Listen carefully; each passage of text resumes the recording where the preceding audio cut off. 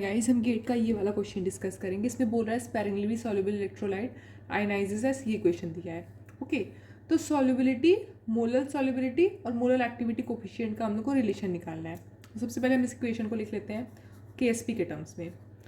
Okay, तो ये हो गया 2m प्लस एक्स 2 माइनस। ठीक है, तो केएसपी के टर्म्स में कैसे लिखते हैं हम लोग? सॉल्युबिलिटी यूज़ करते हैं। ये जो एस दिया है ना, मोलर सॉल्युबिलिटी, इसके टर्म्स में यूज़ करते हैं। तो अगर इसका सॉल्युबिलिटी एस होता है तो इसका 2s होता है, और इसका एस होता है कि देखिए 1:2 के रेशियो में बन रहा है ना। इसका 1 मोल से इसका 2 मोल बन रहा है, तो इसके एस सॉल्युबिलिटी से इसका 2s बनेगा, और इसके एस से इसका एस बनेगा। ये हुआ। अब केएसपी कैसे लिखते हैं? ये तो हमने क्लास 11th-12th में जब इक्विलिब्रियम पढ़ते हैं तभी सीख लिया होता है। तो 2s इसका स्क्वायर इंटू एस, इस तरह से दिखाते हैं। अब देखिए ये केएसपी हुआ। तो सबसे पहले देखिए, क्योंकि हम लोग को केएसपी को इन दोनों से रिलेट करना है पूरा, तो हम लोग को पहले एक्टिविटी टर्म्स लेके आना पड़ेगा कैसे भी। तो एक्टिविटी क्या होता है? एक्टिविटी हमारा कंसंट्रेशन ही होता है ना। तो अगर हम सोचिए इसको, अभी इसको 2s करके नहीं लिखते हैं, ऐसे लिखेगा KSP इज इक्वल्स टू इसका कॉन्सेंट्रेशन के पावर स्क्वायर इंटू इसका कॉन्सेंट्रेशन। यही ना होता है। देखिए ये जो हमने लिखा, तो ये हम जब KSP सॉल्व करते हैं, सॉल्युबिलिटी निकालते हैं, वो है। ठीक है, ये भी अपने आप में बिल्कुल सही है। लेकिन हमें क्योंकि यहाँ पे क्या करना है, एक्टिविटी लेके आना है। एक्टिविटी क्या होता है भाई? कंसंट्रेशन ही होता है ना, कंसंट्रेशन टर्म ही होता है एक तरह से। ओके, तो वो कर रहे हैं। तो KSP इज इक्वल्स टू ये लिख लिया। ये कंसंट्रेशन आप स्टोइकोमेट्री आपको ध्यान में रखना है कि m की पावर 2 होगा, फिर स्क्वायर है। ठीक है, अब ये कंसंट्रेशन है, ये क्या है? कंसंट्रेशन है। इसको एक्टिविटी तो लिख सकते हैं।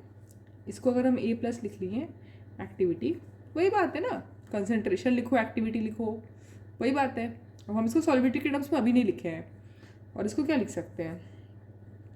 2 माइनस माइनस जो भी है, स्क्वायर। स्क्वायर नहीं है इसमें, देखिए ये इतना हुआ, ये हमारा KSP हो गया। ओके, अब देखिए क्या करेंगे, क्योंकि हम लोग KSP से इक्वेट करना है, तो इसको क्या लिख सकते हैं? और क्या होता है? एक्टिविटी इज इक्वल्स टू ये जो हमारा गामा होता है।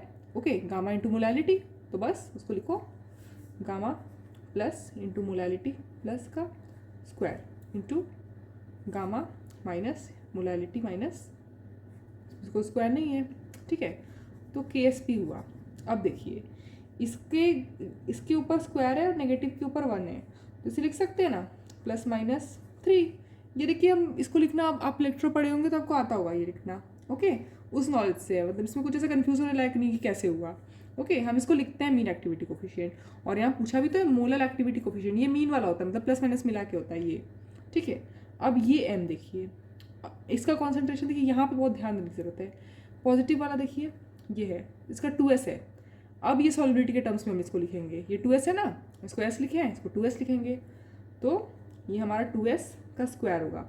ये तो देखिए इसका प्लस था, इसका माइनस था, तो हम ऐड कर दिए हैं। यहाँ पे तो m माइनस बचा है, तो m माइनस का क्या है? s का कोई पावर ही नहीं है, कोई दिक्कत नहीं हमको। तो गामा 4 2 2 4 s स्क्वायर, तो 4s3, इसका आंसर हो गया। ओके, तो देखिए आंसर कहाँ है? ये है। अब आप ध्यान से देखिए ना कि मतलब इसमें बेसिक कॉन्सेप्ट क्या इन्वॉल्व था इसमें, क्योंकि देखिए KSP से ये तो हम स्कूल में ही जानते हैं लिखना, ये वाला इतना तक। हमें क्या करना है ना, यहाँ पे जो कॉन्सेंट्रेशन है उसको एक्टिविटी के टर्म्स में ले आना है, वरना हम सोच ही नहीं पाएंगे, हम लोग को आते हुए भी उसको नहीं रिलेट कर पाएंगे। Thank you.